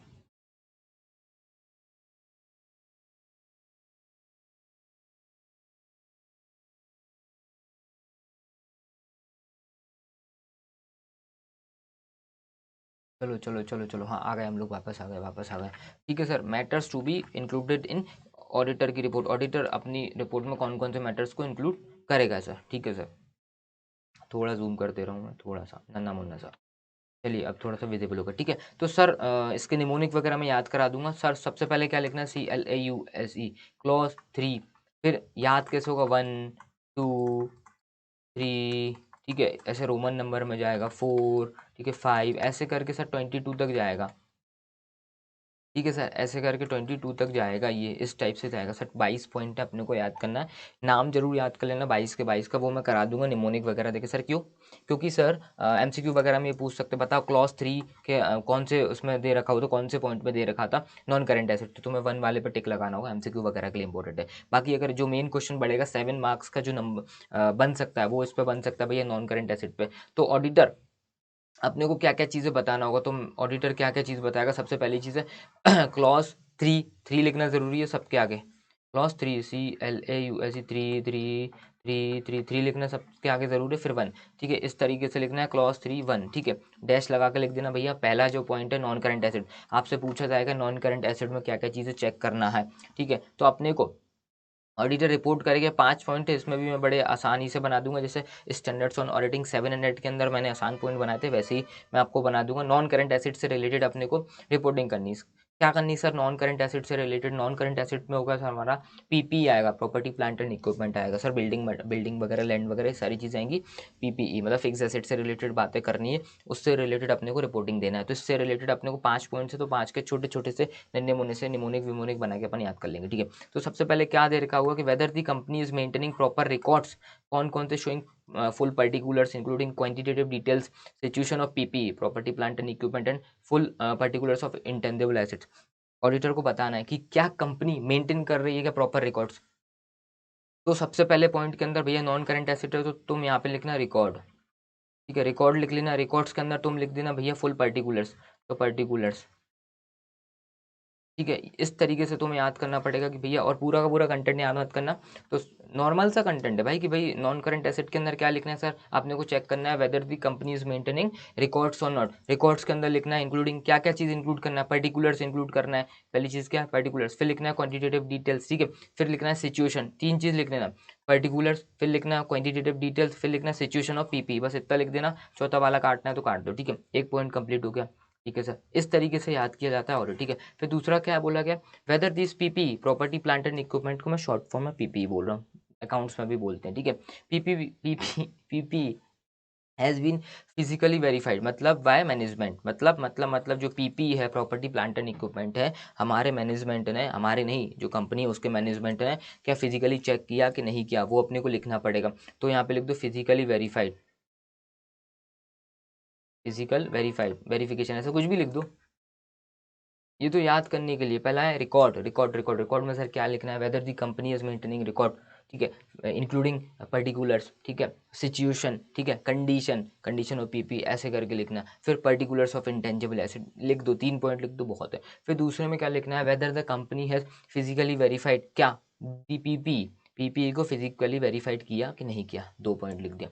वैसा उसके आगे फिर उसके अंदर लिखना है एट रीजनेबल इंटरवल, बोला गया भैया रीजनेबल इंटरवल पे, हर 1 साल में, हर 2 सालों में मैं वैल्यूएशन करे, कौन मैनेजमेंट करे, चेक करे, ठीक है, एट रीजनेबल एश्योरेंस, इसके अंदर लिखना है। फिर दूसरे और उसके अंदर क्या लिखना है, whether any material discrepancy have been noticed on such verification. For example management था, मैनेजमेंट ने क्या किया सर, PPE जो थी प्रॉपर्टी प्लांट एंड इक्विपमेंट देख के गया, बैलेंस शीट में 1 करोड़ दिख रहा हुआ है, वहाँ पे सर 80 लाख का ही वैल्यूशन निकल के आ रहा है। तो इस केस में क्या करना है, ऑडिटर रिपोर्ट दे देगा कि भैया इनका जो PPE था ना, जो इनका वैल्यूशन मैनेजमेंट जब चेक करके 80 करोड़ था, बैलेंस शीट में 1 करोड़ था, तो ये रिपोर्टिंग करना, ठीक है। तो पहली चीज़ क्या है भैया, एट रीजनेबल एश्योरेंस पे ऑडिटर वो मैनेजमेंट चेक करने जा रहा है कि नहीं जा रहा। दूसरा पॉइंट बोलता है इसके अंदर कि एनी मटेरियल डिस्क्रिपेंसीज को नोटिस किया गया, अगर कोई मटेरियल डिस्क्रिपेंसी मतलब कुछ गड़बड़ घोटाला दिखा, तो ऑन सच वेरिफिकेशन, जो मैनेजमेंट वेरिफिकेशन कर रहा है, and whether the same has been properly dealt in books of account, क्या उनको प्रॉपर्ली बुक्स ऑफ अकाउंट में मेंटेन किया कि नहीं, मतलब वहाँ पे 80 लाख दिख रहा है और हमारी बुक्स ऑफ अकाउंट में 1 करोड़ दिख रहा है, तो बुक्स ऑफ अकाउंट में 20 लाख रुपए माइनस करो, मतलब P&L में डाल दो 20 लाख रुपए, और यहाँ से 80 लाख पे इसको दिखाओ। तो ये अपने को अपनी रिपोर्ट में दिखाना है कि इन्होंने जो डिस्क्रिपेंसीज थी उसको बुक्स ऑफ अकाउंट में डील किया कि नहीं किया गया। बोलो यहाँ तक याद होगा कि नहीं? सर बिल्कुल हो जाएगा, कोई दिक्कत नहीं। सर आप इसको थोड़ा सा अपने पॉइंट में भी घुमा फिरा के नॉर्मल पॉइंट्स में भी लिख सकते हो, ठीक है भैया। पीपी से रिलेटेड दूसरा पॉइंट है, whether the PP has been verified at reasonable interval and any material discrepancy have been noticed by the management and whether it has been dealt in books of account और not. इस type से लिख दो, चलेगा, कोई दिक्कत नहीं, ठीक है। 2 पॉइंट लिख दिया। फिर सर तीसरा पॉइंट है सर, फिर टाइटल डीड्स के बारे में बात किया गया। Title deeds of immovable property are in disclose in the financial statement are held in the name of company. इसमें जो ये दिख रहा है ना, इतना इतना लिखना है कि title deeds of immovable property disclose in the financial statement held in the name of company और नॉट। मतलब सर समझ नहीं आ रहा तीसरा पॉइंट क्या बोल रहा है। फॉर एग्जाम्पल जैसे इमूवेबल प्रॉपर्टी दिख रही, लैंड दिख रही है, ठीक है, बिल्डिंग दिख रही है कंपनी की, ठीक है। तो अब एक बार अपने को उसके रजिस्ट्री वगैरह चेक करना पड़ेगा कि ये कंपनी के नाम पे है कि इन्होंने फर्जी तरीके से दिखा रखा हुआ है। अगर कुछ भी गड़बड़ घोटाला है तो अपने को रिपोर्ट में दिखाना है कि भैया ये जो इनने लैंड ले रखी हुई ना, गवर्नमेंट की थी या फिर दूसरे की हड़प ली हुई है, तो अपने को रिपोर्ट में दिखाना है। तो क्या लिखना है तीसरे पॉइंट में यहाँ पे आप पॉइंट लिख दो टाइटल डीड, टाइटल DEED। इस तरीके से जो साइड से तुम याद करोगे ना, क्योंकि मैंने भी इसी तरीके से याद किया हुआ था लास्ट डे, इतना सब कुछ याद नहीं होगा, तो तुम्हें रिकॉर्ड है, रिकॉर्ड से रिलेटेड पॉइंट लिख दो। जनरल पॉइंट अपने को लिखना है, क्योंकि अपने को पहले एक बार पढ़ लेना, फिर ये जो साइड के पॉइंट है इनसे तुम्हारे पॉइंट पढ़ेंगे। हर चीज़ याद नहीं कर सकते, इतना तुम ध्यान रखना, और हर चीज़ में याद भी नहीं करा सकता तुमको, इसलिए एज अ स्टूडेंट तुमको पढ़ा रहा हूँ कि अपन इस तरीके से जा सकते हैं। याद तो करना है, छोड़ना तो है नहीं, छोड़ेंगे तो हमारे मार्क्स गिरेंगे, ठीक है। हम अगर अपन 100% सिलेबस कंप्लीट करते हैं तो हमारे पास होने के चांसेस 100% बढ़ते हैं। अगर अपन छोड़ते हैं 90% अगर चीज़ों को कंप्लीट करते हैं तो हमारे पास होने के चांसेस 90% होते हैं, 100% नहीं होते। इस बात का हमेशा ध्यान रखना। हमेशा सोचा करो कि भाई जितना ज़्यादा कोर्स अपन कंप्लीट कर सकते हैं करो, जिससे तुम्हारे पास होने के चांसेस बढ़ते हैं। और अटेम्प्ट लगता है तो बहुत गंदा लगता है, ठीक है, इस बात का ध्यान रखना। तीसरा पॉइंट क्या है सर, टाइटल डीड से रिलेटेड चीज़ें याद आ रही हैं, एग्जाम में अपने को याद आ रहा है टाइटल डीड से रिलेटेड। तो टाइटल डीड क्या होता है, मतलब पेपर वगैरह होते हैं, ठीक है। Whether title deeds of land building, इस तरीके से भी लिख दो। ये सब क्या है, इमूवेबल प्रॉपर्टी लिख सकते हो।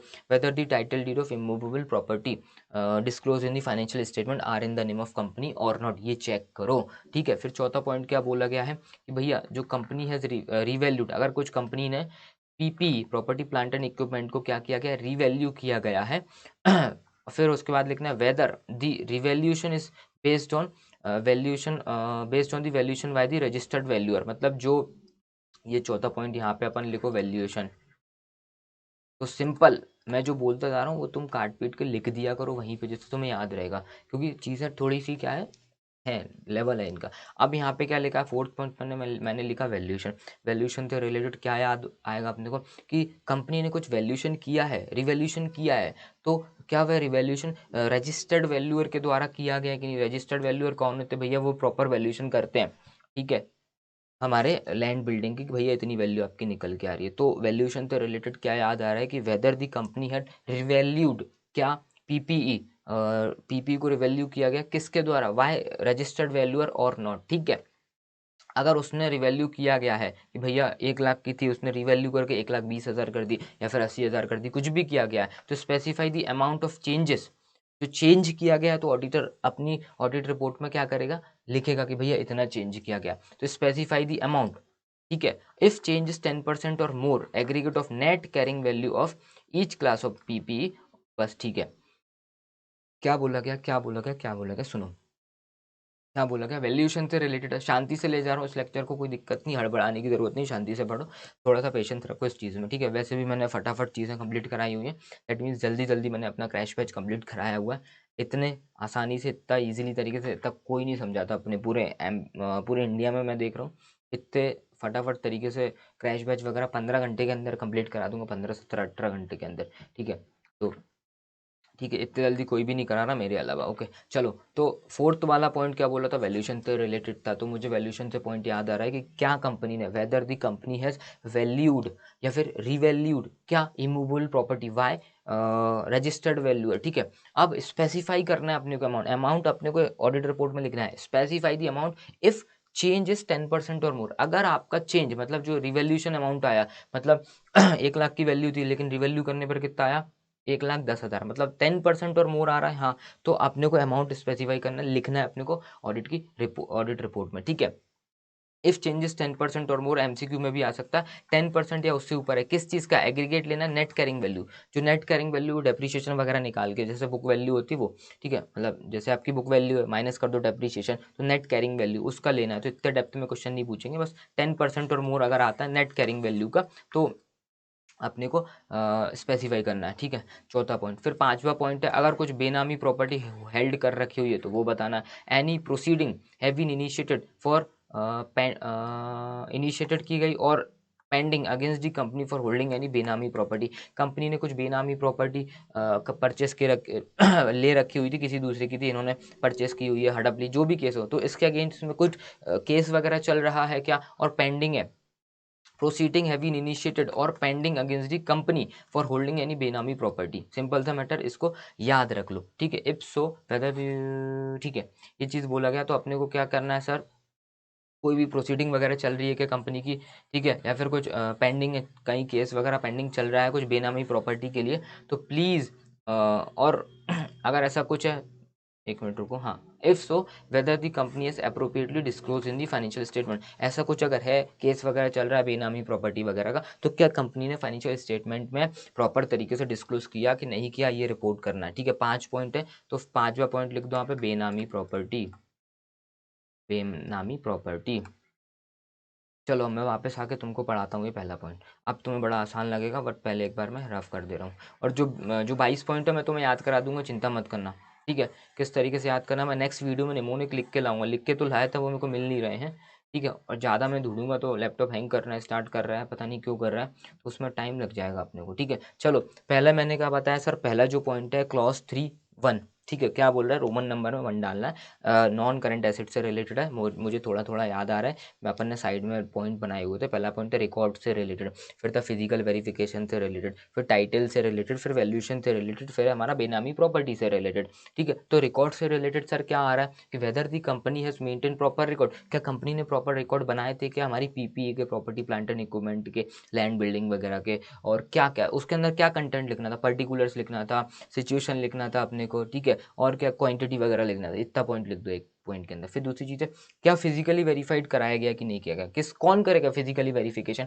मैनेजमेंट करेगा। Whether PP has been physically verified by management, management ने करा कि नहीं, एट रीजनेबल इंटरवल। एक रीजनेबल इंटरवल मतलब 1 साल के बाद करना, उस हर 1 साल के बाद करना, ऐसा नियम है। तो 1 साल के बाद किया कि नहीं किया गया, और कुछ उसको दिखा, क्या दिखा कि भैया कुछ मटेरियल डिस्क्रिपेंसीज दिखती है, तो उनको प्रॉपर बुक्स ऑफ अकाउंट में डील किया कि नहीं किया, 2 पॉइंट लिखो। फिर तीसरा है कि टाइटल डीड, वेदर दी जो हम title deed of immovable property जो disclose in the financial statement, जो फाइनेंशियल स्टेटमेंट में जो टाइटल डीड दिख रही है, are in the name of company और नॉट, ये बता दो, ठीक है। फिर चौथा पॉइंट क्या था सर, वैल्यूएशन से रिलेटेड है कि भैया कुछ भी वैल्यूएशन होता है, रिवैल्यूएशन होता है, 10% और मोर अगर होता है नेट कैरिंग वैल्यू का, तो अपने को अपनी रिपोर्ट में लिखना है। और रिवैल्यूएशन कौन करेगा, रजिस्टर्ड वैल्यूअर ने किया कि नहीं किया गया, ये देखना है। फिर लास्ट में जाएगा हमारा बेनामी प्रॉपर्टी, कि अगर कुछ भी पेंडिंग, कुछ भी केस वगैरह चल रहा है, या फिर क्या लिखा हुआ था, वेदर दी प्रोसीडिंग, कुछ भी प्रोसीडिंग वगैरह चालू हो चुकी है, या फिर कोई पेंडिंग है against the company for हेल्डिंग any बेनामी कंपनी, सॉरी बेनामी property, so whether property disclose किया कि नहीं किया गया, फाइनेंशियल स्टेटमेंट में तुमने डाला कि नहीं कंपनी के तुम्हारे अगेंस्ट में कुछ केस वगैरह चल रहा है, प्रोसीडिंग वगैरह चल रहा है, वो डाला कि नहीं डाला। सिंपल है 5 पॉइंट। अब तुम्हें 5 पॉइंट याद होते हैं तो 5 पॉइंट लिखना है, नहीं होते तो 4 लिख देना, कोई दिक्कत नहीं। फिर अब दूसरा पॉइंट आता है हमारा इन्वेंट्री से रिलेटेड। सर मुझे सिर्फ आपको 4 पॉइंट याद कराने हैं, मतलब एक एक ये वाला क्वेश्चन, सॉरी 5 क्वेश्चन तो याद, मतलब एक ये कराना है, ठीक है। उसके बाद अपने को इन्वेंट्री एक ये कराना है, फिर ये तीसरा वाला, और फिर ये वाला स्टैट्यूटरी ड्यूस, ये तो आसान है, ठीक है। और फिर ये वाला 9th वाला, मतलब 5 पॉइंट याद कराना है, इसके ऊपर कुछ भी नहीं कराना, मेरा चैप्टर ही कंप्लीट हो जाएगा। थोड़ा सा हैवी लग रहा होगा, चलने देना, पेशेंस रखना बस। तो मैं जितना आसान कर सकता हूँ उतना आसान कर रहा हूँ, मेरे किसी टीचर ने मुझे इतना आसान करके कभी नहीं पढ़ाया जितना आसान करके मैं तुमको पढ़ा रहा हूँ, क्योंकि मैं एज अ स्टूडेंट तुम्हें पढ़ा रहा हूँ, कि अगर मैं पढ़ाई कर रहा होता तो मैं, मुझे चीज़ें टफ लगती तो मैं किस तरीके से पढ़ता, ठीक है सर। अब मैं बात करता हूँ इन्वेंट्री, तो इन्वेंट्री से रिलेटेड यहाँ पे भी एक लाइन खींच देना, जिससे अपने को जल्दी चीज़ें याद हो जाएंगी। तो सेकंड पॉइंट क्या था हमारा, इन्वेंट्री। अब इन्वेंट्री से रिलेटेड क्या क्या पॉइंट हो सकते हैं, तो सबसे पहली चीज़ उसको फिजिकली वेरिफिकेशन करना है, तो यहाँ पे लिख दो वेरिफिकेशन, क्या वेरिफिकेशन कराया गया है एट रीजनेबल इंटरवल के नहीं। ये पहले पॉइंट अपन ने ऊपर वाले में भी पढ़ा था, तो यहाँ पे भी कर सकते हैं। Whether physical verification of inventory has been conducted at reasonable interval by the management. क्या मैनेजमेंट ने जो रीजनेबल इंटरवल है वहाँ पे फिजिकल वेरिफिकेशन कराया कि नहीं कराएगा इन्वेंट्री का, ठीक है। फिर दूसरी चीज़ है, अगर कुछ 10% और उससे ज़्यादा एग्रीगेट में, aggregate of each class of inventory, मतलब ईच क्लास ऑफ इन्वेंट्री भूल जाओ, बस इतना रखो, 10% और मोर, 10% या उससे ऊपर कुछ भी डिस्क्रिपेंसीज मिलती है, मतलब मैनेजमेंट वेरिफिकेशन करने गया, बुक्स में दिख रही है 1 लाख की, लेकिन वहाँ पे 80,000 की है, मतलब 10-20% हमारा क्या है, डिस्क्रिपेंसीज आ रही हैं। तो 10% या उससे ऊपर कुछ भी डिस्क्रिपेंसीज आती हैं तो उन्होंने बुक्स ऑफ अकाउंट में प्रॉपरली डील किया कि नहीं किया गया, ठीक है। वेरिफिकेशन से रिलेटेड ये पॉइंट हमारे 2 पॉइंट यहाँ पे कंप्लीट होगा। क्या वेरिफिकेशन से रिलेटेड 2 पॉइंट हो गए, तो यहाँ पे 2 कांटे बना के आप लिख देना। पहला पहला वाला कांटा क्या कहता है भाई, कि तुमने रीजनेबल, यहाँ पे मैं चलो लिख देता हूँ कि रीजनेबल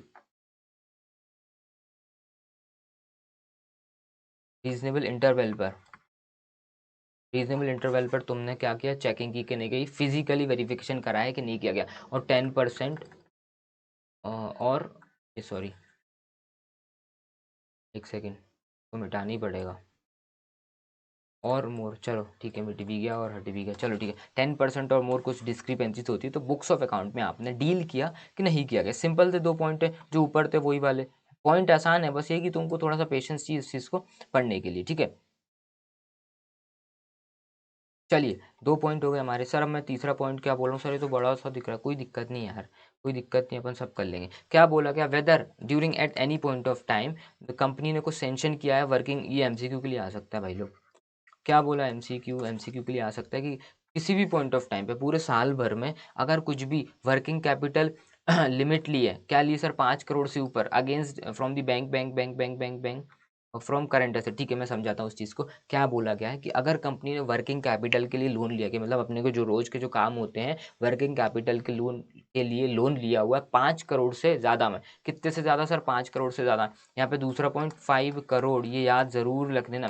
5 करोड़ से ज़्यादा अगर वर्किंग कैपिटल का लोन बैंक से या फिर कोई फाइनेंशियल इंस्टीट्यूशन से लिया गया है, किसके अगेंस्ट में, करंट एसेट के अगेंस्ट में सर। करंट एसेट मतलब इन्वेंट्री वगैरह जो करंट एसेट है उसको गिरवी रख के 5 करोड़ से ज़्यादा, 5 करोड़ से ज़्यादा अगर लोन वगैरह लिया हुआ है, यहाँ पे लिख देते 5 करोड़ से ज़्यादा लोन, ठीक है। 5 करोड़ से ज़्यादा लोन वगैरह लिया गया है बैंक से, फाइनेंशियल इंस्टीट्यूशन से, तो अपने को चेक करना है कि जो जो हम बैंक को क्या करेंगे, क्वार्टरली स्टेटमेंट वगैरह भेजेंगे कि भैया कि हमारा कामकाज किस तरीके से चल रहा है। बैंक भी चेक करेगा अपने को, जब 5 करोड़ रुपए उसने दिए हैं वो चेक करेगा ये कंपनी हमारे 5 करोड़ रुपए वापस दे पाएगी या नहीं दे पाएगी। तो अपने को क्वार्टरली स्टेटमेंट्स, क्वार्टरली रिटर्न्स भेजना पड़ेगा कि हाँ भैया हमारा 3 महीने का हमारा ये काम हुआ, इस तरीके से हमारा रिटर्न है, ठीक है। मतलब हम इस तरीके से काम कर रहे हैं, बैलेंस शीट P&L 3-3 महीने के भेजने पड़ते हैं क्वार्टर वाइज, तो हम क्वार्टरली रिटर्न और क्वार्टरली कुछ स्टेटमेंट हम उनको देंगे। तो जो हमको चेक करना है एज अ ऑडिटर, मुझे चेक करना है जो मैं रिटर्न वगैरह दे रहा हूँ वो एग्री करते हैं with the books of account, मतलब जो हम रिटर्न वगैरह बना के दे रही, कंपनी जो रिटर्न वगैरह बना के दे रही वो फर्जी दे रही कुछ भी। हमारी कंपनी में क्या लॉस हो रहा था, बैलेंस शीट में लॉस दिख रहा था, लेकिन हम क्या फर्जी रिटर्न बना के दे रहे थे कि भैया प्रॉफिट हो रहा है कंपनी में, जिससे बैंक को लगे कि हम चुका सकते हैं। ऐसा ना हो हमने उसने जो बैंक ने हमको लोन दिया वो वापस ले ले, या फिर हमारी जो हमने जो सिक्योरिटी रखी हुई है, मतलब हमने करंट एसेट के अगेंस्ट में लोन लिया तो करंट एसेट उठा के वो बेच दे, ऐसा ना करे। इसलिए ऑडिटर से बोलो कि तुम चेक करते रहना कि जो क्वार्टरली रिटर्न्स वगैरह उनको दिए वो डील कर रहे हैं कि नहीं बुक्स ऑफ अकाउंट से, बुक्स ऑफ अकाउंट से वो मैच हो रहे हैं कि नहीं हो रहे हैं। तो ये तीसरा वाला पॉइंट बहुत आसान है। अगर नहीं कर रहे हैं तो गिव डिटेल्स, ठीक है, दे रखा हुआ बुक्स ऑफ अकाउंट, नहीं कर रहे हैं तो डिटेल देना अपनी ऑडिट की रिपोर्ट में। सिंपल था तीसरा पॉइंट, ठीक है।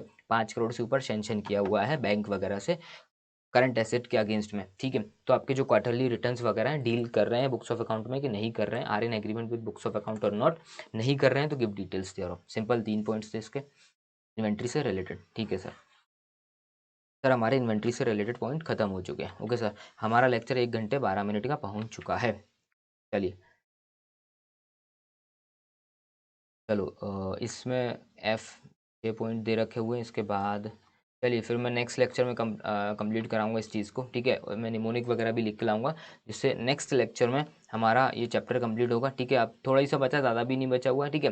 नेक्स्ट लेक्चर में ये करवा दूंगा, छोटे छोटे से 2-3 क्वेश्चन तो बचे वो कंप्लीट करा के, ठीक है। उसके बाद हमारे चैप्टर कौन कौन से स्टार्ट होंगे, 3 होगा, 5 होगा, 6 होगा, 3 5 6, मतलब मेरे बी कैटेगरी निपट जाएगी, ठीक है। 3 5 6 कराऊंगा, इसके बाद मेरी बी कैटेगरी निपट गई। फिर लास्ट में बचते हैं 2 चैप्टर, बोले तो चैप्टर 4 है और चैप्टर 11 है शायद, या 12 है, 11 है शायद, है ना।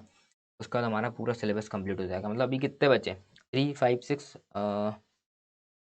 6 3 5 6 सॉरी 4 और 11, 5 चैप्टर्स बचे हैं, जिसमें से 2 बड़े हैं, 3 छोटे हैं, ठीक है। तो हम जल्दी, हमारा 60-70% हो गया। चलो मिलते हैं नेक्स्ट वीडियो में, और फटाफट लाइक कर देना। ओके चलो, बाय बाय।